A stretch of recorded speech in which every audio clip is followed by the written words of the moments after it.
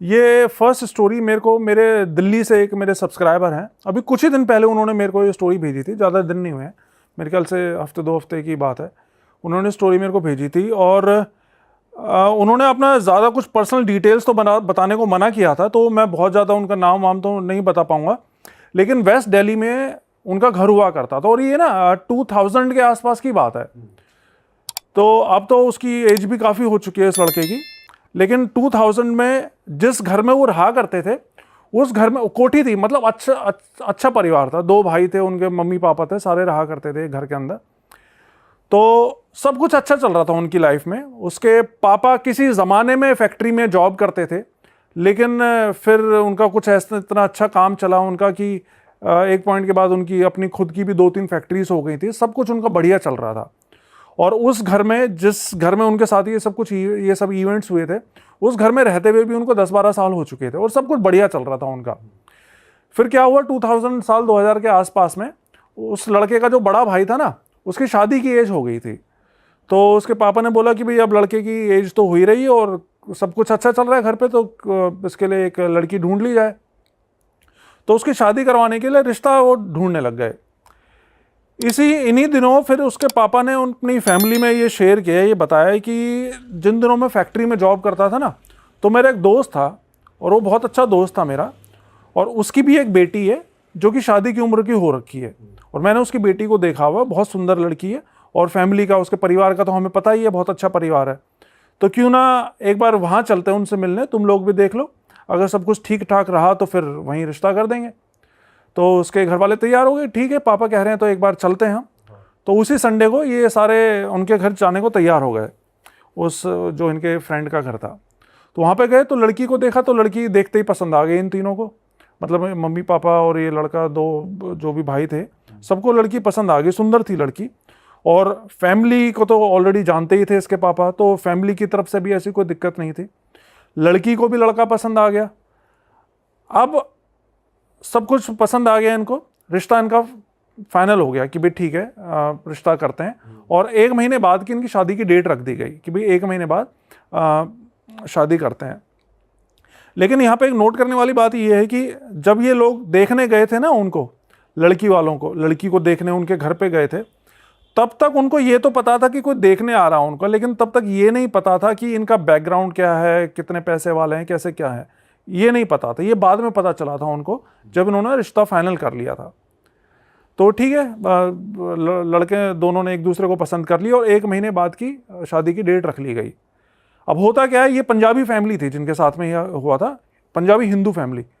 तो इनके यहाँ पे ये था, नॉर्मली होता ही है कि कोई भी शुभ ऐसा कोई काम होने वाला होता है शादी ब्याह का, तो गांव में पितरों का कोई मंदिर होता था इनका, तो वहाँ पे जाके पूजा करनी होती है इनको। तो उन्होंने बताया कि इनके भी पंजाब में कोई जगह का नाम नहीं बताया, वहाँ पे इनके गांव में इनके पितर का कोई मंदिर था, तो वहाँ पे जाके प्रसाद चढ़ाना, कढ़ाई वढ़ाई करते हैं, हर फैमिली में हर उसमें अलग अलग हिसाब होता है। तो इनका भी था कि वहाँ पे पूजा करके आनी है और उनको कुछ चढ़ा के आना है। तो शादी से करीब 15 दिन पहले का इनका बना प्रोग्राम कि भाई गाँव चलते हैं और वहाँ पे प्रसाद चढ़ा के आते हैं। तो ये तीनों ही जाने वाले थे, ये इसकी मम्मी, इसके पापा और वो लड़का जिसकी शादी होने वाले थे। लेकिन बाय चांस की बात है कि जिस दिन इनको जाना था उसे 1 दिन पहले इनकी खुद की फैक्ट्री, तो उसमें कोई काफ़ी अच्छा खासा इनको ऑर्डर आ गया था, तो उसके पापा नहीं जा सके वहाँ पे पंजाब में इनके गाँव में। तो ये तीनों माँ बेटे चले गए अपना कार से वहाँ पे। तो उन्होंने जाके अपना पूजा वूजा की तैयारी करी, लेकिन अगले दिन जिस दिन पूजा होने वाली थी उस दिन सारी तैयार हो चुकी थी, तो इसके पापा भी काम वाम खत्म करके वहाँ पे पहुँच गए पूजा के टाइम पे। अब वो पहुँच तो गए, लेकिन ये लड़का बताता है कि जब पापा वहाँ पे पहुँचे ना, तो हम ये देख रहे थे कि पापा का चेहरा उतरा सा हुआ है, बड़ा मायूस से हो रखे हैं वो, जबकि इतनी खुशी का माहौल था, मतलब रिश्तेदार वगैरह सब आ रखे थे, सब खुश थे कि लड़के की शादी होने वाली है, और फैमिली का पहला बच्चा था वो, इनका पहला लड़का था जिसकी शादी होने वाली थी। तो नेचुरल सी बात है, बड़ी धूमधाम से करते हैं ऐसे। तो इन्होंने फिर, लेकिन उस टाइम पे ज़्यादा कुछ नहीं पूछा, इन्होंने पूजा वूजा करी। पूजा होने के बाद में फिर उन्होंने पापा से पूछा कि क्या हुआ पापा, कोई परेशानी है क्या, कुछ बात हुई, आप ऐसे मतलब मायूस क्यों लग रहे हैं। तो उसके पापा ने बताया कि यार वो जो मेरा दोस्त है जिसकी बेटी से शादी होने वाली है, उसकी कल रात डेथ हो गई। अच्छा। तो ये सुन के सबको एकदम से शौक लगा कि अरे ये कैसे हो गया, मतलब इतने अच्छे मौके पे एकदम से इस तरह की न्यूज़ आनी तो बहुत बड़ा अपशकुन माना जाता है, और गांव में तो बहुत मानते हैं इन सब चीज़ों को। तो रिश्तेदार वगैरह थे, उन सब ने ये बात सुनी तो सब ने बोला कि नहीं नहीं, ये तो बहुत बड़ा अपशकुन हो गया है और अब उस घर में आपको रिश्ता नहीं करना चाहिए, मतलब उस लड़की से आपको रिश्ता तोड़ देना चाहिए। लेकिन कुछ लोग होते हैं जो कि थोड़ा सा उसूलों वाले होते हैं, आप बोल सकते हो। उसने बोला कि नहीं, वो तो मेरा दोस्त का परिवार है, उसके बच्चे हैं, उनके घर में तो ऑलरेडी इतना मुसीबतों का पहाड़ टूट चुका है, उसके पिता की डेथ हो गई, और ऐसे में अगर हम भी उससे रिश्ता तोड़ लेंगे तो ये तो अच्छी बात नहीं है। तो मतलब इन्होंने तो अच्छे के लिए सोचा था, तो इन्होंने रिश्ता नहीं तोड़ा। हालांकि इस बात पे इनके कई सारे रिश्तेदार थे जो कि नाराज भी हो गए थे कि तुम ऐसा अपशकुन होने के बाद भी उनसे रिश्ता नहीं तोड़ रहे हो, तुम्हें बिल्कुल नहीं करना चाहिए रिश्ता। लेकिन वो अड़े रहे कि नहीं, रिश्ता शादी होगी तो वहीं होगी, और वो माने नहीं। फिर करीब 2 हफ्ते बाद शादी की डेट थी, अपना धूमधाम से शादी हुई इनकी लड़के की, और शादी के बाद वो लड़की इनके घर पे आ गई, जो इसकी भाभी थी, जो इसके पापा के दोस्त की लड़की थी। अब क्या हुआ, शादी के बाद 2-3 महीने तक तो सब कुछ ठीक रहा। मतलब वो घर जिसमें ये पिछले 10-12 सालों से रह रहे थे, जिसमें खूब इनकी बरकत हुई थी, उस घर में खूब खुशी से रह रहे थे, कोई उसमें पैरानॉर्मल चीज़ें कुछ भी नहीं थी। शादी के 2 महीने बाद से ही ना इनको उस घर में एक अलग ही वाइब आने लग गई। जैसे होता क्या है ना, मतलब जिस घर में हम रहते आ रहे हैं शुरू से, वहां पे जरा सा भी कुछ भी चेंज होता है ना वाइब में, तो हमें फील हो जाता है वो। तो ये बताता है कि हमें वहां पे डर लगने लग गया था 2 महीने बाद से, जैसे कि कुछ बहुत गलत हो रहा है, कुछ गड़बड़ होने वाला है। अपने ही घर में डर रहे, अपने घर में उनको डर लगने लग गया। लेकिन ये समझ में नहीं आ रहा था कि ये सब हो क्यों रहा है, क्या ऐसा क्या हो रहा है, मतलब ऐसा अभी तो शादी हुई है, सब कुछ ठीक ठाक चल रहा है, ऐसा क्यों हो रहा है, ये समझ में नहीं आ रहा था। और जो लड़की के फादर की डेथ हुई वो नेचुरली हुई, वो भी पता लगेगा आगे। अच्छा, वो भी आगे पता लगेगा। तो अब इनको ये तो पता चल रहा था कि कुछ ना कुछ गड़बड़ चल रही है, नेगेटिविटी आ रही है घर में, लेकिन अभी तक भी इतना ज़्यादा ध्यान नहीं दे रहा था कि क्यों हो रहा है, कौन क्या कर रहा है, ये सब चीज़ें अभी क्लियर नहीं हुई थी। लेकिन फिर क्या हुआ, एक दिन सुबह सुबह इसके पापा, सबसे जल्दी इसके पापा ही उठते थे, सुबह मॉर्निंग वॉक वगैरह के लिए जाते होंगे। तो सुबह सुबह इसके पापा उठे तो बाहर गेट खोला ना उन्होंने कोठी का, गेट से निकले तो देखा कि इनके जस्ट गेट के सामने एक बकरे का कटा हुआ सर रखा हुआ है, हाँ, और उसके साथ में एक धागा रखा हुआ है, काले रंग का धागा लंबा सा। अब इसके पापा ने एकदम से ये देखा कि अरे ये कहाँ से ऐसी चीज़ आ गई, तो कोई भी नेचुरल सी सकपक आ जाएगा एक बार के लिए। तो उसने भी जल्दी से घर के सब लोगों को उठाया, इन्होंने देखा कि ये उन्होंने देखा यार ये क्या क्या चीज़, मतलब ये हरकत किसने कर दी है। तो इन्होंने सोचा कि हो सकता है किसी शायद आस पड़ोस के किसी ने शरारत करी हो हमें परेशान करने के लिए। तो इसके पापा ने एक पन्नी ली, उसके अंदर वो सारी चीज़ें डाली, और थोड़ा सा दूर जहाँ पे कूड़े का ढेर होता होगा, मतलब आसपास का कूड़ा जहाँ इकट्ठा होता था, वहाँ जाके उसको फेंक दिया। उसके बाद घर आ गए। उसके बाद वो दिन तो इनका नॉर्मल गुजर गया। लेकिन फिर क्या हुआ, उसी रात से ही ये जब भी सोते हैं ना, तो इनको किसी औरत के रोने की आवाज़ आती है अपने घर के अंदर से। मतलब ये पता होता था कि घर के अंदर से, काफ़ी बड़ा घर था इनका, कोठी थी अच्छी खासी, तो ये पता था कि घर के अंदर से रोने की आवाज़ आ रही है, लेकिन कौन से कमरे से आ रही है, कहाँ से आ रही है, ये पता नहीं चलता था। और सभी को एक साथ आती थी या एक एक करके आई सब? नहीं, अब ऐसा ये तो नहीं बताया उसने कि भाई एक एक करके आई, लेकिन रात में आवाज़ सबको सुनती थी, आवाज़ सुनती सबको थी। इनको पता चलता था कि इनके घर में कोई औरत रो रही है। और ये जो हस्बैंड वाइफ जो नई वो आई थी, उसका बिहेवियर नॉर्मल था बिल्कुल? अभी तक बिल्कुल नॉर्मल था, मतलब अच्छी फैमिली टाइप में रह रहे थे वो, पति पत्नी का आपस में हाँ, सही था, बिल्कुल सही था, उनमें कोई प्रॉब्लम नहीं आई थी। तो रात में ये सब चीज़ें होने लग गई। तो 3-4 दिन तक तो इन्होंने इग्नोर किया कि भाई शायद हो सकता है बाहर से आ रही है आवाज़ें। लेकिन जब 3-4 दिन तक हर रात में इनके घर में रोने की आवाज़ें आती रही, तो इसके पापा का एक कोई फ्रेंड हुआ करता जो कि अच्छा खासा तांत्रिक, बताते हैं काफ़ी अच्छा तांत्रिक था, वो बड़ा तांत्रिक था। तो फिर एक दिन इसके पापा ने उस फ्रेंड को बताया कि भाई हमारे घर में पिछले कुछ दिनों से ऐसा ऐसा हो रहा है, और जिस दिन हमारे घर के गेट के पे वो सर रखा मिला था, उस दिन के बाद से ये सब चीज़ें हो रही हैं। तो उसने बोला कि अच्छा चलो ऐसा करता है, मैं आता हूँ तुम्हारे घर पे और एक बार मैं देखता हूँ कि भाई क्या परेशानी है तुम्हारे घर पे। उससे पहले इन्होंने अपनी वो नहीं देखी घर के बाहर की सराउंडिंग्स की, कहीं बाहर से आ रही हो या क्या आवाज़ है? हाँ, वो तो नॉर्मल चीज़, वो तो उन्होंने हर तरीके से पता लगाने की कोशिश की कि भाई घर के अंदर से आ रही है तो कहाँ से आ रही है, घर के बाहर से तो नहीं आ रही, लेकिन घर के बाहर से नहीं आती थी, वो घर के अंदर से ही आती थी। और घर के अंदर से भी ऐसा लगता था जैसे चारों तरफ से आ रही है, कोई एक पर्टिकुलर उसका ये नहीं था कि भाई इस कोने से कोई आ रही है या उस कोने से आ रही है, ऐसा नहीं था। पूरा घर से ही वो रोने की आवाज आती सुनाई देती थी। तो वो इसके पापा के दोस्त आए, वो तांत्रिक, जो कि काफी बड़े तांत्रिक थे। तो उन्होंने आके अपनी क्रिया वगैरह करी। तो उन्होंने फिर इनको बताया कि तुम्हारे घर पे ना एक पिशाच को छोड़ा गया है, और इस पिशाच को सिर्फ तुम्हारी, मतलब ये जो लड़का था, इसकी मम्मी को मारने के लिए छोड़ा गया है। तो इसके पापा ने पूछा कि भाई मतलब मेरी वाइफ को मारने के लिए छोड़ा गया है, लेकिन ऐसा क्यों? हमने तो कभी किसी का कोई बुरा नहीं किया, और ना मेरी किसी से कोई दुश्मनी है, हमारा तो किसी से कोई लेना देना ही नहीं है, और रिश्तेदारी में भी हमारे सब अच्छे लोग हैं, तो हमारे साथ कोई ऐसा क्यों करेगा? तो उसने बोला कि इसका तो मैं अभी जवाब नहीं दे सकता हूँ, अभी पहले मेरे को क्रिया करके इसको वापस भेजने दो पिशाच को, इसके बाद मैं 2-4 दिन बाद तुम्हें बताऊंगा कि किसका क्या धरा है। तो बोला ठीक है। फिर उसने अपनी क्रिया वगैरह करी, जो भी चीज़ें थी, और उस पिशाच को वापस भेज दिया।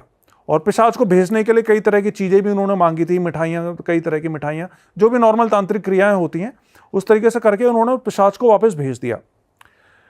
अब क्या हुआ, ये 3-4 दिन बीत गए। इसके बाद से वो रात में जो रोने की आवाज़ आती थी ना, वो आनी बंद हो गई। अब फिर से पहले जैसा सब कुछ नॉर्मल हो गया।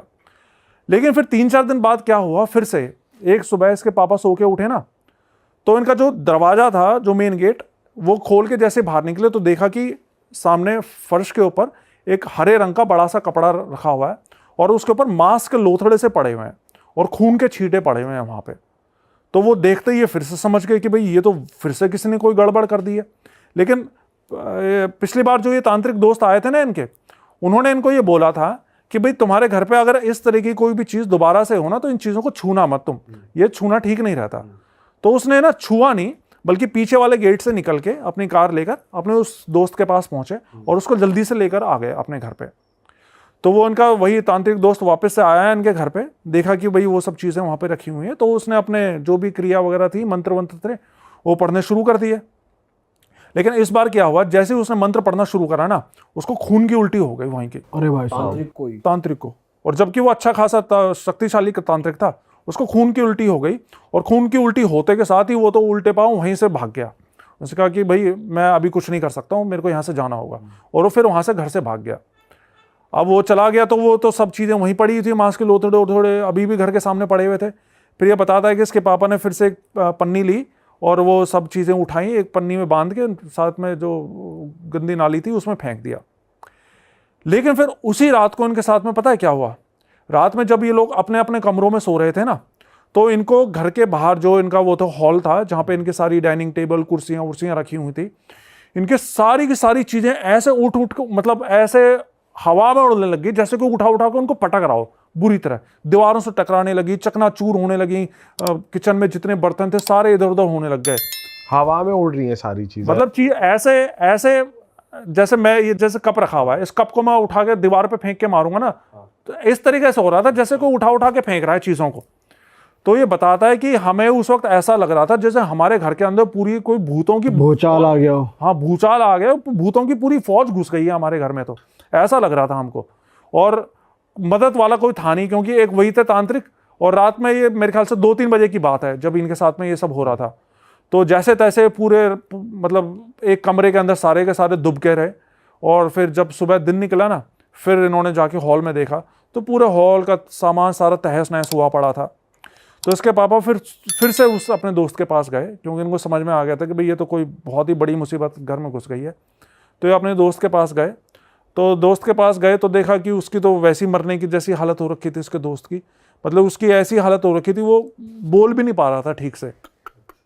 तो इसने अपने दोस्त को बताया मतलब सारी बात कि जी हमारे घर में तो ऐसा ऐसा हुआ, हमारा तो सारा सामान तहस नहस हो गया, और तुम भी वहाँ से उस दिन भाग गए थे, तो कुछ तो बताओ हमारे घर में ऐसी कौन सी चीज़ घुस आई है, कुछ तो हमारी मदद करो।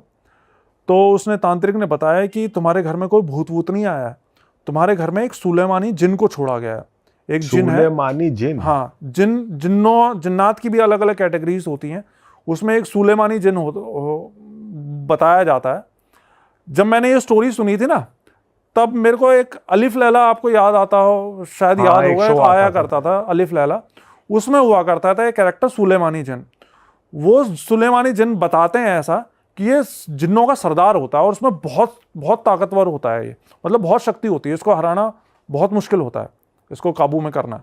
तो उसने बताया कि ये सुलेमानी जिन है और इसको कोई काबू में नहीं कर सकता और ये तुम लोगों की मौत बन के आया है, इसको सिर्फ तुम लोगों को मारने के लिए भेजा गया है यहाँ पे और इससे अब तुम लोग बच नहीं सकते।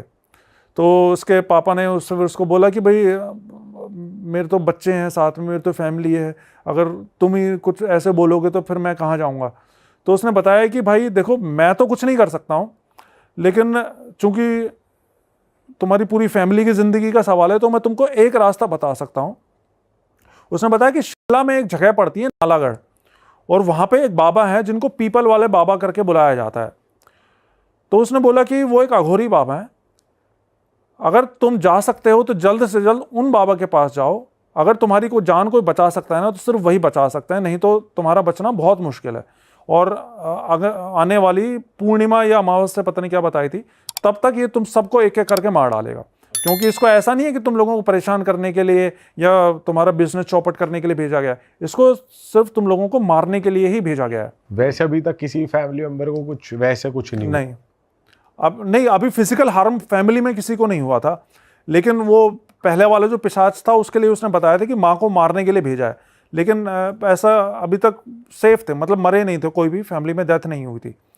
तो उसने कहा कि एड्रेस दिया उसका बाबा का, तो ये लोग उसी शाम को फिर वहाँ पे नालागढ़ जाने के लिए निकल गए। मतलब जो इनका बड़ा वाला लड़का था जिसकी शादी हुई थी कुछ दिन पहले और उसके पापा, ये 2 लोग गए थे, बाकी इसकी मम्मी और छोटा वाला लड़का और इसकी भाभी, वो तीनों घर पे ही थे। तो रात में ही निकल गए, और अब दिल्ली से तो शिमला जाने में काफ़ी कई घंटे लग जाते हैं ना, तो रात में फिर एक जगह ये लोग थोड़ा सा रेस्ट करने के लिए, कुछ खाना वाना खाने के लिए एक ढाबे पे भी रुके थे। और ये बताते हैं कि इस ढाबे पे ये रुके, खाना वाना खाया, लेकिन उसके बाद जब इन्होंने गाड़ी स्टार्ट करी तो उनकी फिर गाड़ी भी स्टार्ट नहीं हो। मतलब इन्होंने, ऐसा नहीं था कि उस गाड़ी में कोई खराबी थी या कोई पुरानी गाड़ी थी, अच्छी भली गाड़ी थी, चलती कंडीशन में थी, बिल्कुल अच्छे से चला के लाए थे, लेकिन वहाँ पे इनकी गाड़ी स्टार्ट होने का नाम नहीं, मतलब 1 घंटा लग गया इनको, हर तरह की कोशिश कर ली लेकिन गाड़ी स्टार्ट नहीं हो रही इनकी। फिर इसके पापा ने किसी तरह अपने गाड़ी के अंदर हनुमान चालीसा वगैरह लगाई तो इनकी गाड़ी अपने आप स्टार्ट हो गई। और मतलब ये सुनने में थोड़ी सी फिल्मी बात लग सकती है कि भाई हनुमान चालीसा चला, लेकिन ऐसा होता है, ऐसा बहुत सी स्टोरीज में बहुत से व्यूअर्स ने मेरे को बताया कि ये चीज़ें, जैसे इस तरह के कोई भी भूतिया रास्ते होते हैं ना, कोई भी पैरानॉर्मल एंटिटीज़ होती हैं, तो वो इस तरीके से करती हैं, वो आपकी गाड़ी बंद कर देंगी, बाइक बंद कर देंगी, लेकिन फिर आप कुछ अपने किसी देवी देवता को याद करोगे तो एकदम से छोड़ देती हैं वो चीज़ को, वो स्टार्ट हो जाती है। तो जैसे तैसे फिर इनकी गाड़ी स्टार्ट हुई, फिर ये ऊपर, मतलब वो ऊपर की तरफ पड़ता है बताते हैं एरिया, तो ऊपर की पहाड़ों की तरफ जाए, एक तो वैसे मतलब 2000 में तो वहाँ पे इतना अच्छा भाई रोड्स वगैरह नहीं बनी होंगी। तो जैसे तैसे ये पहुँचे ऊपर, तो ऊपर पहुंचने के बाद में मतलब सुबह के 4-5 बज गए थे, दिन निकलने वाला था। फिर एक कोई दुकान वाला था, कोई शायद चाय के खोखे वाला था, उससे उन्होंने पूछा कि भाई हमको जो है पीपल वाला बाबा के पास जाना है। तो उसने बोला कि भाई थोड़ा सा आगे जाके ना, वहाँ पे आपकी गाड़ी का रास्ता तो नहीं होगा, आपको गाड़ी खड़ी करनी होगी, वहाँ से आपको पैदल आगे जाना होगा। तो उसने बोला ठीक है। तो आगे गए तो वहाँ पे सही में फिर एक जगह जाके रास्ता रुक गया था, वहाँ से जंगल स्टार्ट हो गया था। तो वहाँ पे इन्होंने गाड़ी अपनी मतलब पार्क कर दी और वहाँ से दोनों पैदल पैदल अंदर की तरफ जाने लग गए, जंगल से अंदर। वहाँ पे ये बताते हैं जाते हुए कि उस जगह पे ना इनको जंगल के बहुत से जंगली जानवर भी दिखाई दिए, खतरनाक जंगली जानवर, लेकिन किसी भी जंगली जानवर ने इनका कोई नुकसान नहीं पहुँचाया। तो फिर कुछ दूर चलने के बाद में इनको एक खुला सा एरिया दिखाई दिया और वहाँ पे एक त्रिशूल गड़ा हुआ था। तो जब इन्होंने त्रिशूल गड़ा हुआ देखा तो इनको थोड़ा सा जान में जाना है कि हाँ चलो हम सही रास्ते पे आए, हो सकता है यहाँ पे बाबा मिल जाए। फिर थोड़ा सा और आगे जाने पे इनको एक छोटा सा मंदिर टाइप कोई बना हुआ था, उसके सामने एक बाबा इनकी तरफ पीठ करके बैठे हुए थे और अपना जैसे ध्यान वो होते हैं ना, ध्यान मुद्रा होती है, उसमें बैठे हुए थे।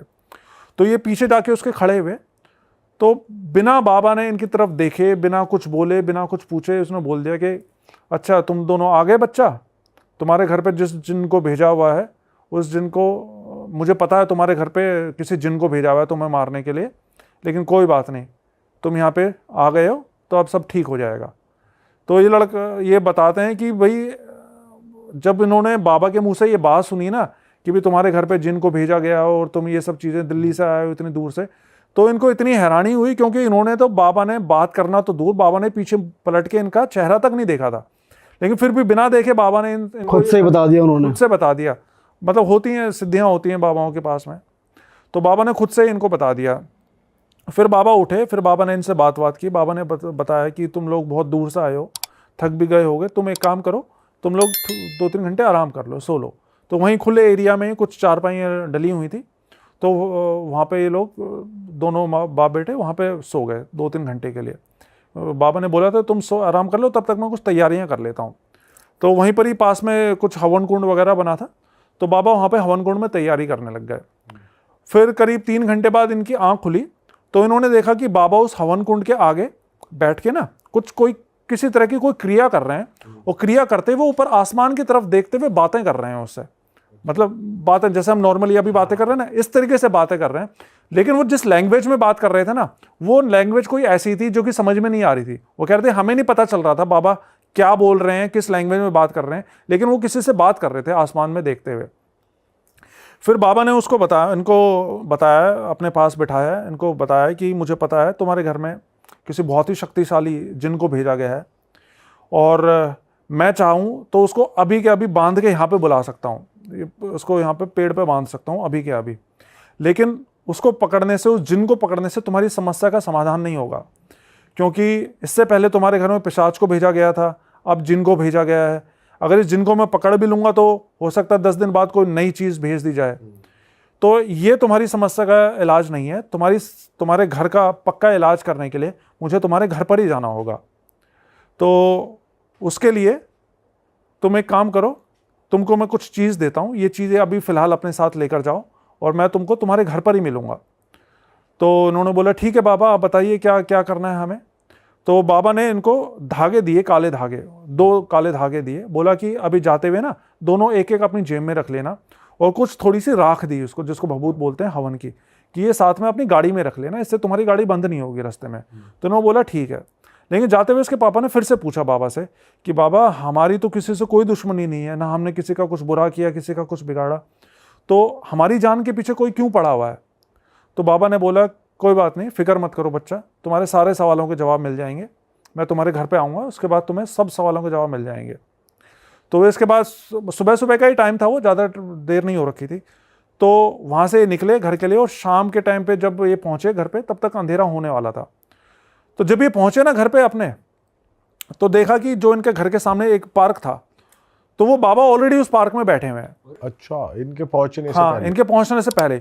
तो ये देख के इनको और हैरानी हुई कि अरे ये बाबा, मतलब बाबा ने इनका एड्रेस नहीं पूछा था, बाबा ने सिर्फ ये बोला था तुम पहुंचो घर, मैं तुम्हें तुम्हारे घर पर ही मिलूंगा। और बाबा इनके पहुंचने से पहले इनके घर पे पहुंच गए। तो वाकई में कोई भाई एक और इंटरेस्टिंग चीज़ है आपके साथ कि आप इंडिया के बाहर भी होकर आए हो। मतलब इंडिया में तो आपने पूरा कोने कोने नाप ही दिए, आप रशिया में गए हो। भाई मैं चाहता हूँ वहाँ का क्या कॉन्सेप्ट है, ज़रा कुछ बताओ, वहाँ क्या एक्सपीरियंस था।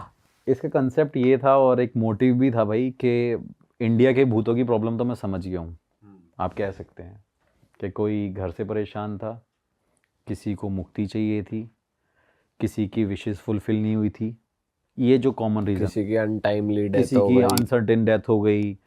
तो ये आज तक के सारे रीजंस मुझे जो मोस्टली मिले हैं। तो मेरा भाई शुरू से ये था, जब मैंने इस पैरानॉर्मल इन्वेस्टिगेशन को प्रोफेशनली स्टार्ट कर दिया, तो मेरे को ये था कि यार इंडिया को रिप्रेजेंट करना है, क्योंकि बाहर की कंट्री के लोगों की ना एक अलग वैल्यू होती है, गवर्नमेंट उन्हें बहुत सपोर्ट करती है, एक तो सपोर्ट नहीं है यहाँ पे। तो मैं रशिया गया भाई, मेरे को ये था कि वहाँ के भूत क्या चाहते हैं भाई, रशियन भूत क्या चाहते होंगे। तो भाई वहाँ इन्वेस्टिगेट करने गए 6,000 रुपए। और गए भी रशिया। 6,000 भाई ये तो 6,000 तो नहीं, वहाँ तो हमारे 6 लाख लग गए थे इस इन्वेस्टिगेशन को करने में, आप कह लो।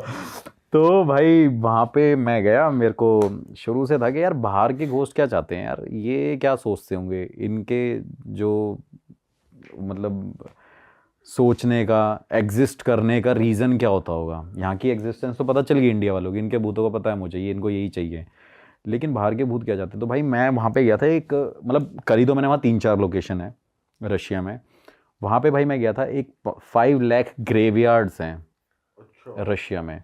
ये जगह है त्वेर के पास, मतलब मॉस्को और सेंट पीटर्सबर्ग के बीच में एक जगह पड़ती है त्वेर, और वहाँ पे सबसे ज़्यादा बियर मिलते हैं बताते हैं। तो उस जगह पे भाई बताते हैं कि रात को कोई उस रोड को भी क्रॉस नहीं करता। अगर आप उस रोड पे जाओगे तो आपको 5 लाख ग्रेवयार्ड बहुत बड़ी चीज़ होती है, बहुत बहुत बड़ा रास्ता है वो। तो भाई मैं अपने वहाँ लोकल फ्रेंड्स के साथ गया, उनको मैंने इनवाइट किया, मैंने भाई मेरे साथ चलना पड़ेगा क्योंकि ये जगह तो जानी है। क्योंकि उन्होंने मेरे को बताया कि इस ग्रेवयार्ड के पास लोग ना घोस्ट को चलते हुए देखते हैं, लोगों को रोड पे आत्माएं नज़र आती हैं और आवाज़ें आती हैं। पुलिस भी वहाँ पे घूमती नहीं है भाई। तो वहाँ पे उन्होंने कार स्टॉप करी, कार स्टॉप करने के बाद भाई मैं सीधा ग्रेवयार्ड के अंदर चला गया। अब मैं वहाँ गया हूँ, वहाँ जाने के बाद भाई मुझे स्मेल आ रही है, बहुत ज़्यादा स्मेल आ रही थी।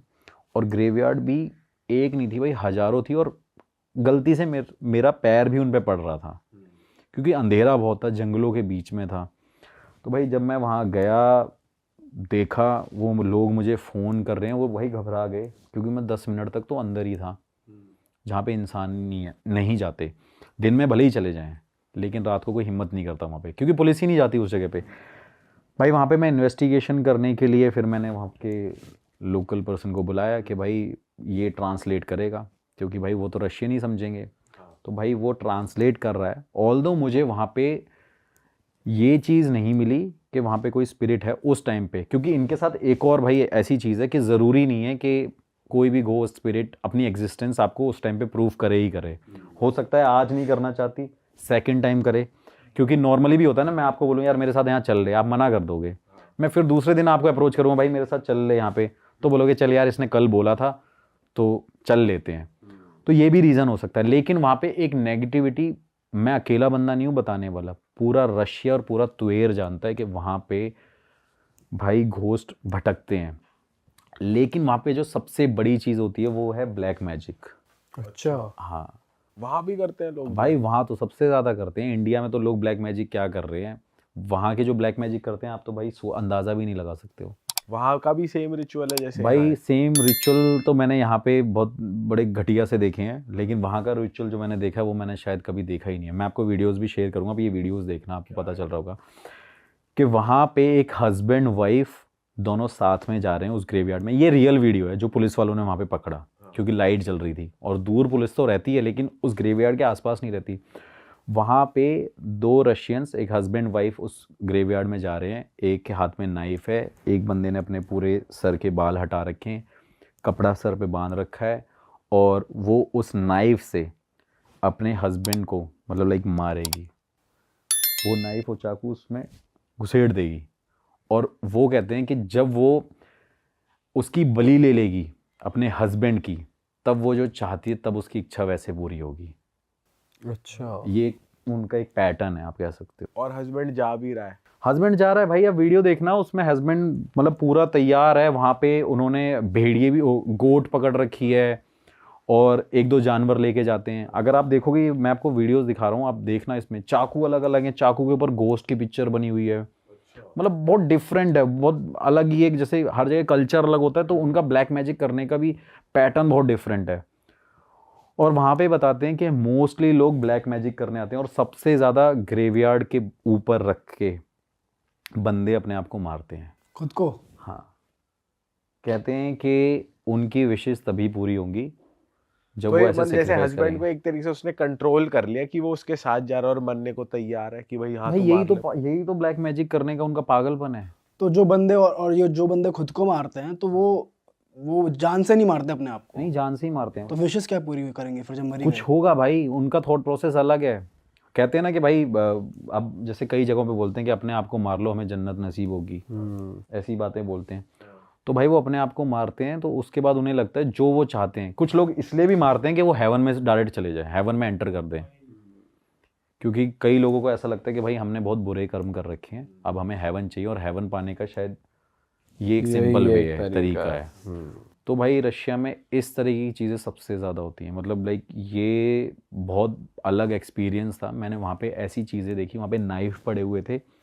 जब मेरे ट्रांसलेटर ने, मतलब वो फ्रेंड ही था मेरा, उसने मुझे बताया कि भैया देखो ये नाइफ पड़ा हुआ है यहाँ पे, लोग यहाँ पे रस्सियाँ बांध के आते हैं, लोग यहाँ पे लाइक बकरियों को बांध के ले आते हैं, कोई डॉग को लेके आता है, उनका सर काटते हैं और उसके बाद वहाँ पे रखते हैं, और फिर वो रिचुअल करते हैं जो एक्चुअली करते होंगे। मुझे नहीं पता वो प्रोसेस क्या है, लेकिन प्रोसेस में ये सब होता है, ये मुझे पता है कि ये सारी चीज़ें होती हैं।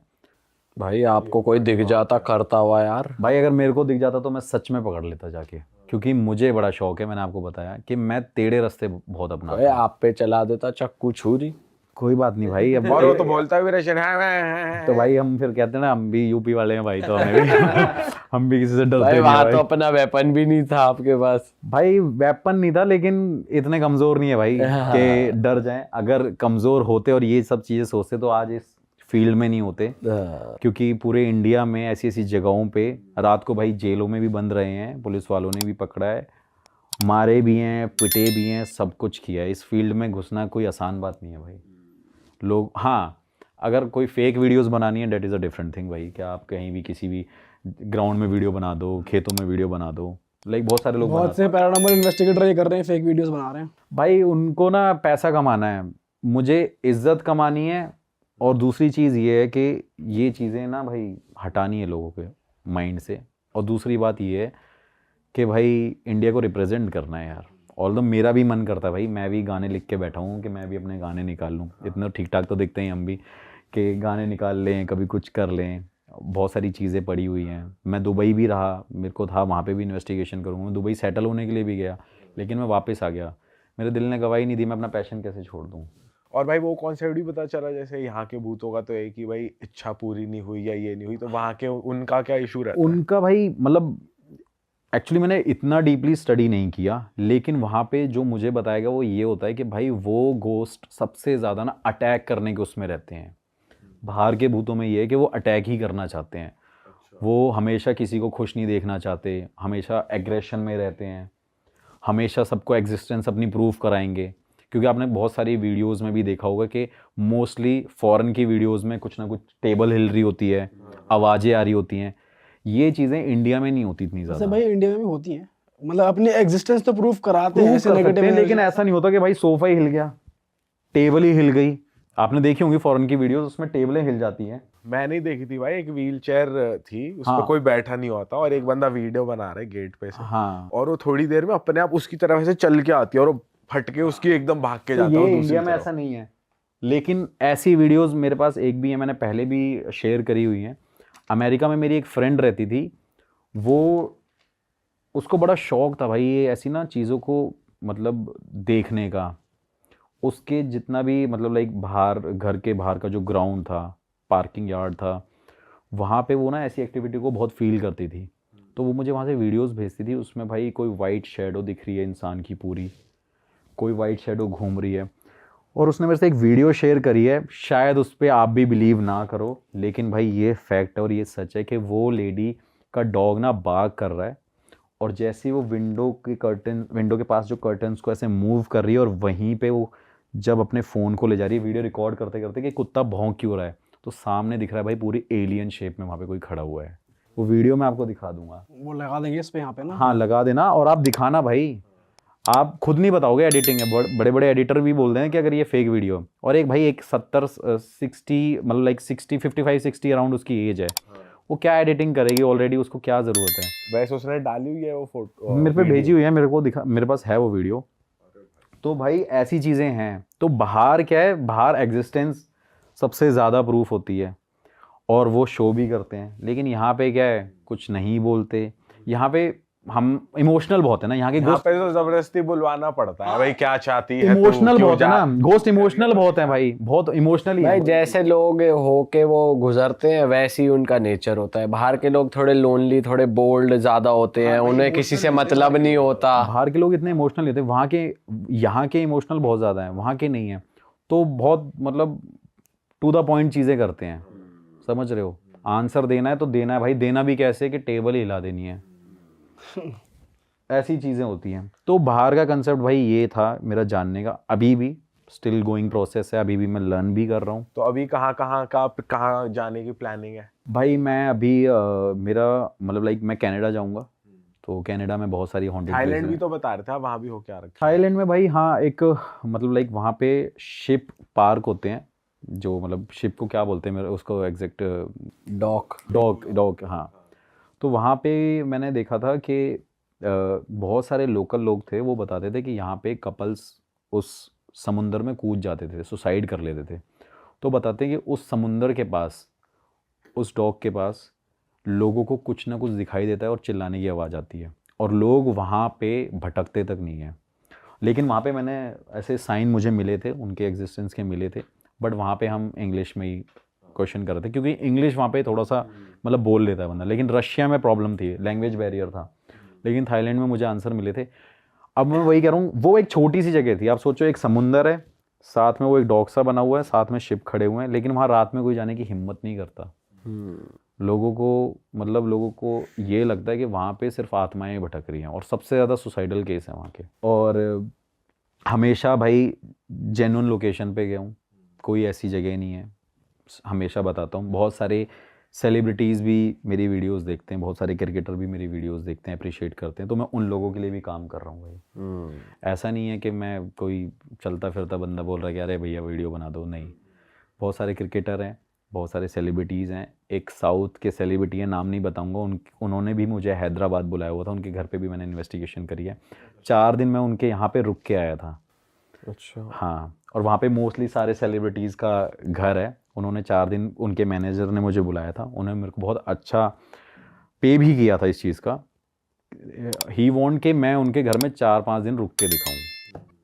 तो भाई मैं और मेरा एक फ्रेंड वहाँ पे 5 दिन स्टे करके आया। ऑल्दो मैंने इन्वेस्टिगेशन भी करी, लेकिन वो घर वीडियोज़ नहीं खाली बनाई। था, सिर्फ आप दो पूरा लोग थे? खाली था, बहुत बड़ा मेंशन था वो। क्या दिक्कत थी वहाँ? भाई वहाँ पे उस सेलिब्रिटीज़ के रिलेटिव और उनकी जो वाइफ रुकती है, बताते हैं कि उनके रात को घर में आवाज़ें आती हैं और विंडोज़ खुली हुई दिखती हैं नेक्स्ट डे। और ये भी दिखता है कि जब जब वो रात को डिनर बना रहे होते हैं, एक ये चीज़ बहुत है, क्योंकि डिनर बनाते टाइम बता रहे थे कि मतलब उन्होंने मुझे बताया, मैंने देखा भी, वहाँ एक किचन है, किचन के सामने एक विंडो है, तो वो बताते हैं कि सामने हमें कोई ना कोई हमेशा खड़ा दिखता है। उनके किचन के बिल्कुल जस्ट जो सामने विंडो है, और वहाँ पे कोई ना कोई खड़ा दिखता है। तो भाई मैं 5 दिन वहाँ पे रुक के आया था। घर पूरा लैविश है, सब कुछ अरे भाई बढ़िया। लेविश, लग्जूरियस, कुछ भी कह लो, कोई ऐसी इंडियन चीज़ भी नहीं है उस घर में। और उन्होंने मुझे बुलाया, वो भी किसी अपने अमेरिकन फ्रेंड के थ्रू मुझे कांटेक्ट किया, फिर उनके मैनेजर ने मुझे कांटेक्ट किया, मैं 5 दिन वहाँ पे रुक के आया। और इससे ज़्यादा बड़ी बात नहीं बोलूँगा कि इंडिया में कोई ऐसा सिंगल पर्सन नहीं है जो सेलिब्रिटी को ना जानता हो, बच्चे से बच्चा और बुढ़े से बुढ़ा। पर वो आपने सॉल्व करा क्या सीन? हाँ भाई, वहाँ पे भाई मैं रुका, 5 दिन रुका वहाँ पे, अपने तरीके से जो खुद को चीज़ें आती हैं करनी वो करी, और देखा मुझे कुछ लगा नहीं। तो मुझे लगा कि शायद उनका एक धोखा भी हो सकता है, और जो था वो हटा भी दिया था। तो आपने वो कुछ ट्रीटमेंट था। किया, मतलब वहाँ पे हवन वगैरह मतलब कुछ? नेगेटिविटी तो ऑब्वियसली फील हो रही थी, लेकिन मुझे कुछ दिखा नहीं, क्योंकि मैं इतना स्पिरिचुअली स्ट्रांग हूँ, तो मुझे ज़रूरी नहीं है दिखे। हाँ। अब सीधी सी बात है ना भाई, एक जैसे डॉग है और एक कैट है, तो भाई डॉग अगर कैट को डराएगा तो कैट भागेगी। लेकिन वहीं भाई एक सामने एलिफेंट हो गया, टाइगर हो गया, उसके पास डॉग जाएगा तो वो कैसे डरेगा। तो वही सेम पैटर्न आप मेरे ऊपर अप्लाई कर सकते हो और कह सकते हो कि भाई मेरे को डर नहीं लगा, नेगेटिविटी फील हुई थी। तो आपने वो ठीक कर दी? फिर वहाँ पे उनके लिए मैंने पूजा कराने के लिए यहाँ से 8 पंडित भेजे थे उनके मेंशन में। हाँ, 2 दिन तक उन्होंने कंटिन्यू करी वो पूजा, फिर मैं गया था। फिर वो पूजा कराने के बाद वो घर ठीक हो गया, और भाई अच्छे कांटेक्ट भी हैं। अरे वाह, आपने ये वीडियो यहाँ तक देख ली भाई, तुमने हमारी मेहनत सफल कर दिया। तुम ही लोग हो असली रियल हिट। और अगर आपको बहुत मजा आ रहा है ऐसी क्लिप्स में, ऐसी वीडियोस में, तो फटाफट जाइए प्लेलिस्ट पे बिंज वॉच कीजिए और सारी वीडियोस देख डालो और मौज काटो। That is it. हम मिलेंगे नए पॉडकास्ट में, नए क्लिप में। Till then bye bye, see you, take care, do subscribe.